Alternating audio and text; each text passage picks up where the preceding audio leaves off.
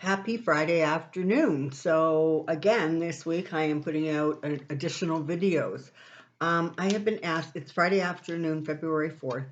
I have been asked by several Canadian viewers and subscribers, thank you very much, to take another look at the truckers convoy because it is growing.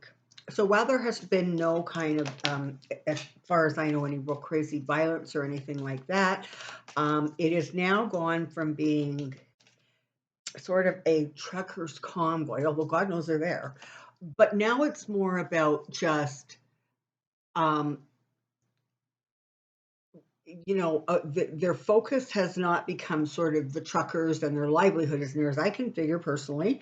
It's now just about we don't like the mandates, and we are going to lock down Ottawa until you, um, you know, just drop them. We don't like them, and that's all there is to it. So the sense of entitlement the people have who are not vaccinated um, is a problem, frankly. And the truckers, I think it's the Truckers Federation of Canada. I think that's what they're called.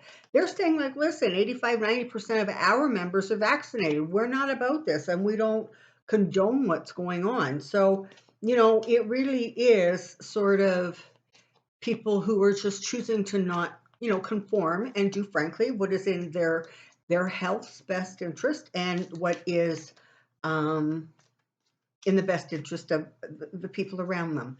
And I am mindful of the fact that there are people out there who, for medical reasons, absolutely cannot get vaccinated at this time.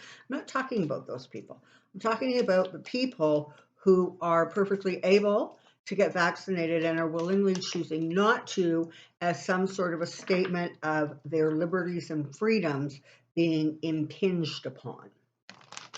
So, let's take a look at that, shall we? Hold on, I dropped a card. Not surprisingly, it's the Four of Swords, so just hold on a second here.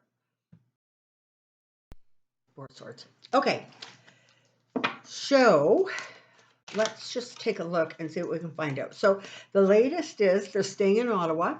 Apparently what's in Ottawa, who's left in Ottawa, is a very sort of hardcore group of people who are just not moving. They've actually built a kitchen that they put on wheels because they're not allowed to have a permanent structure. So they put this stupid kitchen on wheels, and they're providing.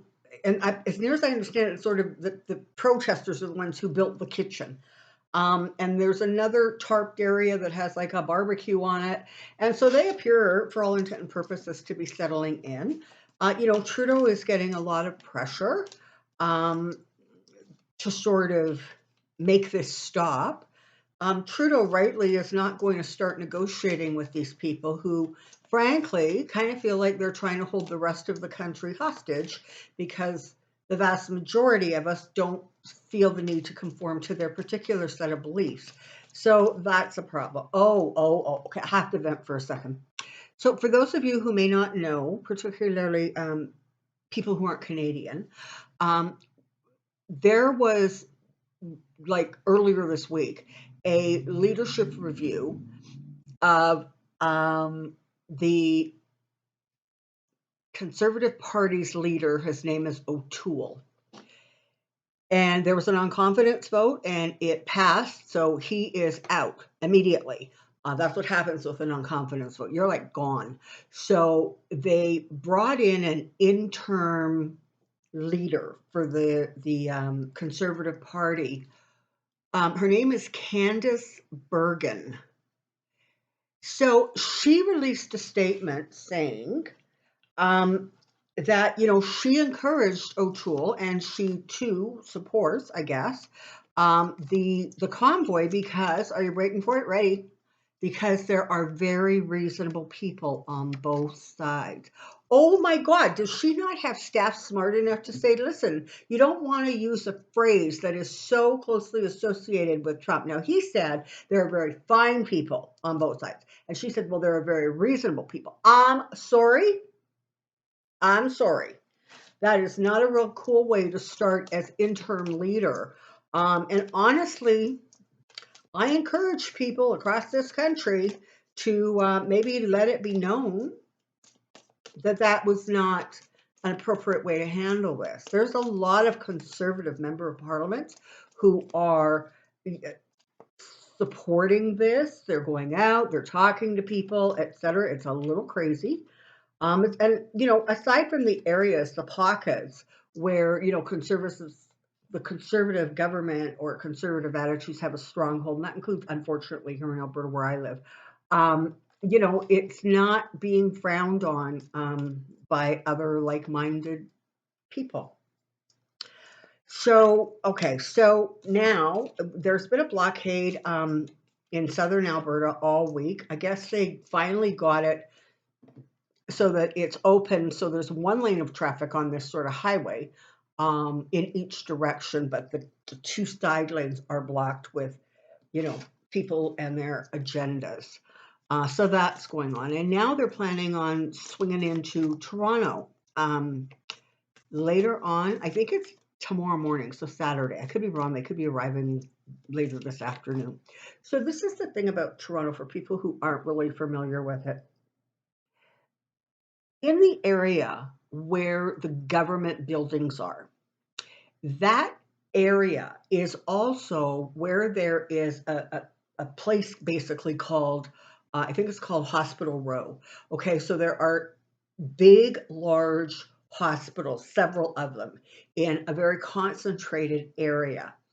And so, according to what the police have said in Toronto, and the mayor of Toronto has said they're going to um, they're closing off roads and they're creating blockades so people who have legitimate purposes and reasons to be at the hospital are sort of, from what I can figure out, it's almost like they're going to have to go through a blockade and explain why they need to be there. But what they're doing that so that the convoy doesn't end up impacting people who need to be at the hospital. Um, and it's interesting because the messaging out of Toronto is we are going to do everything we can to assure the safety of our residents. So and people are saying like literally, you know what, we're kind of learning from the mistakes that were made in Ottawa. So there's a core group of people in Ottawa who aren't giving up. We've got sort of a partial blockade going in Alberta, and now they've decided to focus on Toronto. So you know what? Let's just take a look. I have a question. Come on down. Okay, so my first question is about I just want to do a general overview and then we'll start drilling down if need be. Okay. So let's start with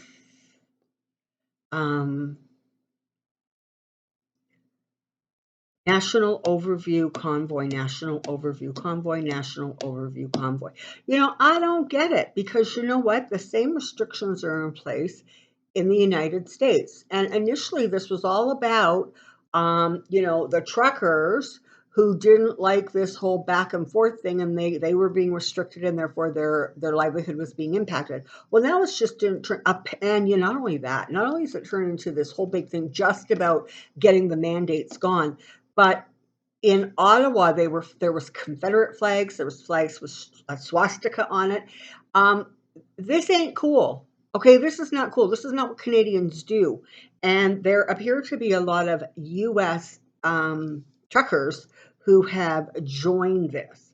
The other thing that's really interesting is that GoFundMe account, which I think apparently is up to like $10 million or something.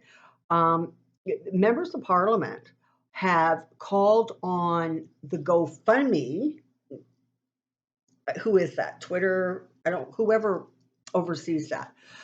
And they are being brought in to answer to the members of Parliament to ensure that that money, those funds, which were initially collected to help feed gas, lodging, etc., for this convoy, the government wants to know exactly how they are ensuring that this money is not going to radical or hate groups. So that's going to be interesting. But they hopped on it. I mean, it's a week, and they're like already demanding these people get in here and start testifying. So that's very interesting.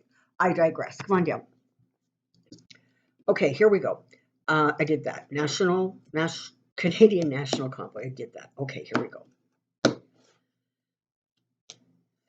Okay, you've got the Three of Pentacles. You've got the Four of Pentacles. You've got the King of Swords, and you've got the Six of Cups. Okay, so this is where we're at right now. You have an organization that has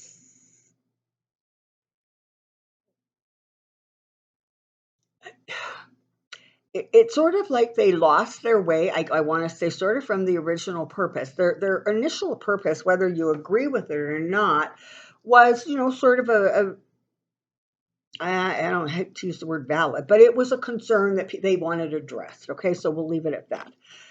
But what has happened is, and I think the last reading I did last weekend on this, I think I used the words, you know, they're being manipulated, they're being used, they're a patsy, they're a whatever other words I used. And that's the same thing. So what has happened is what you have is this hardcore group of people who really have been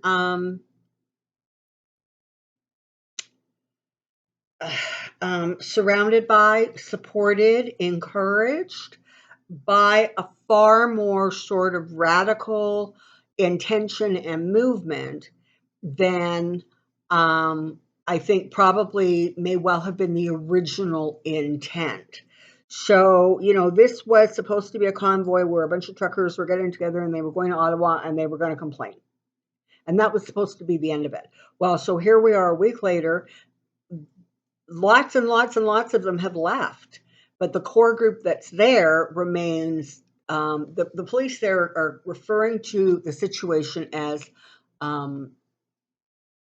volatile and dangerous, but there have not been any significant events that has sort of played that out. Although apparently the Ottawa police just handed out some 30 tickets for whatever 30 charges have been laid. So what I'm saying here is that it has been there's darker money that has come into play here. There are darker intentions than was the original. That's kind of the situation. That's the energy that is circling around the convoy, and it doesn't matter at this point whether it is Alberta or Toronto or Ottawa, and I would not be the slightest bit surprised if you didn't start seeing these things showing up in other cities. Those who are really determined to just hang in there and not go anywhere, they're just so dug in. They're going to remain dug in. But what you're going to see is, now don't freak out, okay? But this is what I'm saying. As the temperature sort of rises, you're going to get sort of the hangers on who, you know, just kind of were hanging on. Those people are going to start pulling back. And ultimately, what you're going to get left with is a very small, hardcore group of people. God knows how many of them are from outside of the country. And I'm not blaming Americans because there's enough dumb Canadians to fill a pot too. But it feels like at that point, that is when you're going to really see some sort of significant legal action from the law. You know, right now, everybody is firmly trying to play nice. I guess that's the way to describe the legal response or the law enforcement response so far to these convoys. But it feels as if there's going to be a ratcheting up of the rhetoric, and that is where literally governments are going to kind of start stepping in and going, that's enough. So that's going to be interesting. Now, when I say ratcheting up of the rhetoric, I am not talking about brawls and, you know, violence. I'm not saying there's not going to be an incident or two, but I really don't see this turning into some sort of a dumpster fire, you know what I mean, where things just really inflaming, they get really, really out of control. That doesn't tend to be sort of a Canadian approach to things. Just mentally, we're kind of not wired that way to that degree. And so if people do start, I think, yeah, there's going to be a percentage of people who kind of join the crazy, but there's also going to be a bigger, I think, percentage of people who sort of pull back and go, okay, this has gone too far. Now, it is, as I said, this thing is going to continue on for a while, and you are going to see more of a message coming out. It's almost like this thing is going to get energized again over this weekend, but the victory, if you will, is going to go to those who are in the right, if you will. So it kind of doesn't matter what tricks or stunts are pulled. Ultimately, the victory goes to the law of the land, okay? And it's so crazy, right? Because not only here in Canada, but in the United States, there is very cautious conversations about how it looks like we're peaking. It looks like, the Omicron is we've hit our peak. It's very slowly starting to dissipate. Yep, there's lots of hospitalizations. There's still people dying, but the numbers are starting to track down. So this is kind of my point. We've been at this for 2 years. It will be 2 years, sort of, by the way I calculate, in the end of February, beginning of March. So what's all the fuss now? Like, really, what is all the fuss now? It could be another 6-8 weeks before, generally speaking, you're going to see a lot of the restrictions being lifted.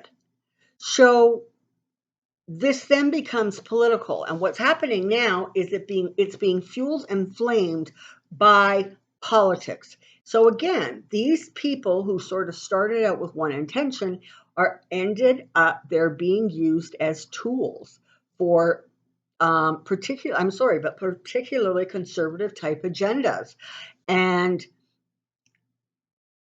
that is sad, frankly.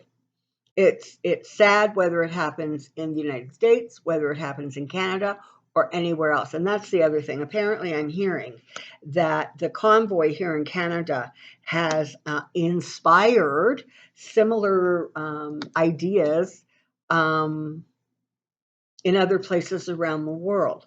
But again, the timing of it ends up looking political. It really does.